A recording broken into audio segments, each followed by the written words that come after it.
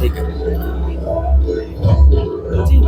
हमारे साथ अब इस वक्त मौजूद है भारत की मशहूर कावित्री अनामिका अंबर जी, जो कि भोजपुर महोत्सव में आज पहुंची हैं, जो अपनी प्रस्तुति देंगी। मैम, सबसे पहले तो आपका बहुत बहुत स्वागत है न्यूज़ 24 में और भोजपुर में। बहुत बहुत धन्यवाद, बहुत आभार। भोजपुर, राजा भोज की धरती भोजपुर, मैं यहाँ आकर खूब अभिभूत हूँ। और सबसे अच्छी बात यह है कि मैं पहली बार आई, अच्छी बात तो नहीं है लेकिन हाँ, पहली बार आई हूँ तो मुझे बहुत अच्छा लग रहा है और मैं बहुत प्रसन्न हूँ।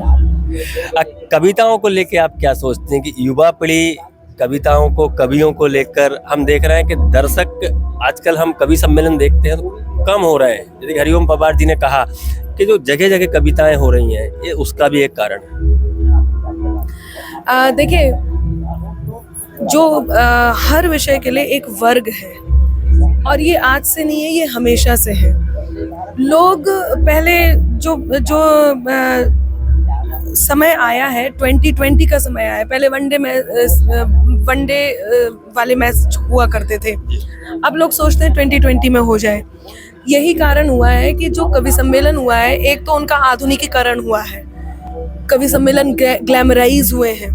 पहले कवि सम्मेलन आप टीवी के माध्यम से नहीं देखते थे, अब बाकायदा शोज होते हैं।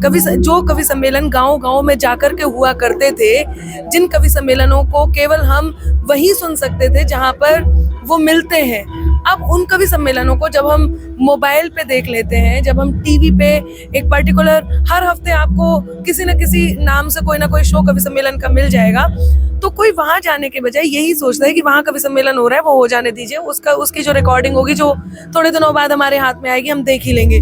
तो श्रोता उतने ही है। हाँ, अब कहाँ कितने हैं वो लोगों की नजर में है। जैसे कि मंच पर कवि सम्मेलन चल रहा है, उस समय श्रोता कितने हैं, इससे ये आकलन नहीं कर सकते हैं कि कवि सम्मेलन के, कविताओं के, साहित्य के श्रोता कम हुए हैं, ऐसा नहीं है। हाँ, उन्हें कहीं और से कविताएं मिल रही हैं।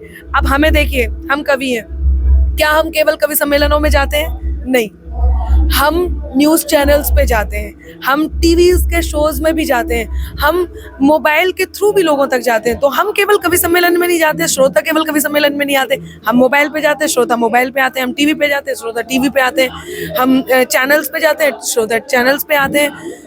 तो जो हृदय में साहित्य को लेकर के सम्मान है, चाह है, वो उतनी ही है।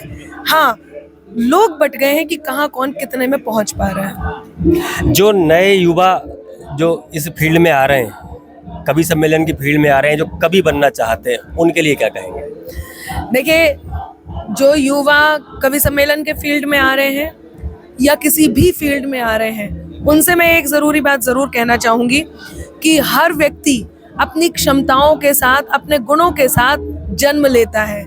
उसके अंदर खुद के गुण होते हैं और कुछ ईश्वर की कृपा होती है, जिसे हम गॉड गिफ्ट कहते हैं। कविता गॉड गिफ्टेड होता है, ये तय है। हम सीखते हैं प्रस्तुतिकरण, हम सीखते हैं व्याकरण, और हम सीखते हैं भावों को किस प्रकार से लोगों तक संप्रेषित करना, लेकिन जो कविता लिखने का गुण है वो हमारा जन्म से होता है। तो मैं हमारे युवा साथियों से एक बात कहूंगी, कभी भी किसी को कॉपी मत कीजिए, आपका जो है वो लोगों तक पहुंचाइए। और वो लोगों तक पहुंचना इसलिए भी जरूरी है कि आप जिस गुण के साथ आए वो गुण लोगों तक पहुंचना चाहिए। यदि आप किसी को कॉपी करेंगे तो आप ये नहीं देख पाएंगे कि आप किस गुण के साथ आए। जो युवा आ रहे हैं और हम जिस हिसाब से देख भी रहे हैं कि लोग, एक कवि सम्मेलन जब हम होते हैं, हम भी आज आपको सुनने आए हैं, हरिओम पवार जी को सुनने आए हैं, आपको सुनने आए हैं, क्योंकि आपका भी नाम है और हम भी स्पेशली सुनने ही आए हैं आपको।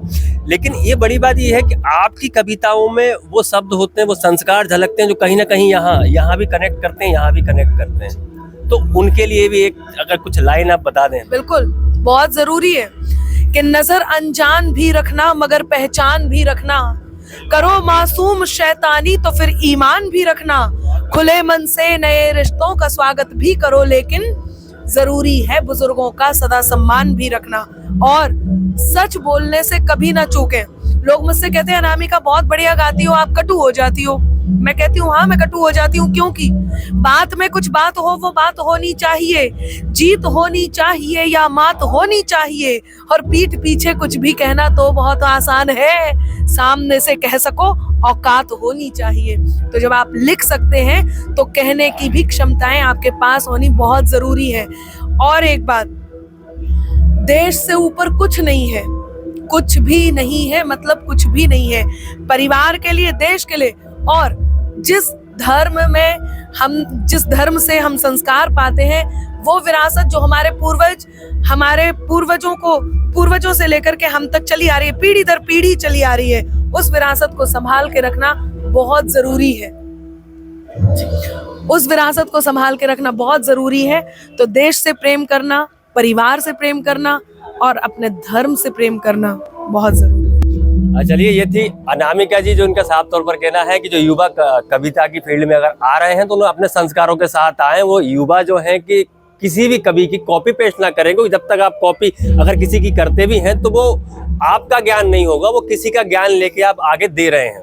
कैमरामैन अमित के साथ देवेंद्र चौहान, न्यूज़ 24 भोजपुर।